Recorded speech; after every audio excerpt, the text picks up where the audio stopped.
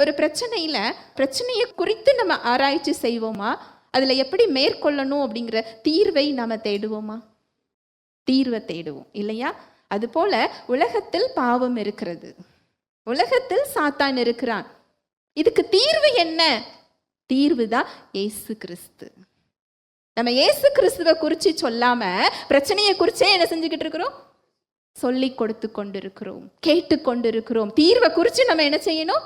கேள்விப்படணும், தீர்வை நாம அறிந்து கொள்ளணும். இயேசு கிறிஸ்து ஒருவரே தீர்வு, இயேசு கிறிஸ்து ஒருவரே வழி, இயேசு கிறிஸ்து ஒருவரே மீட்பு, இயேசு கிறிஸ்து ஒருவரே ஜீவன்.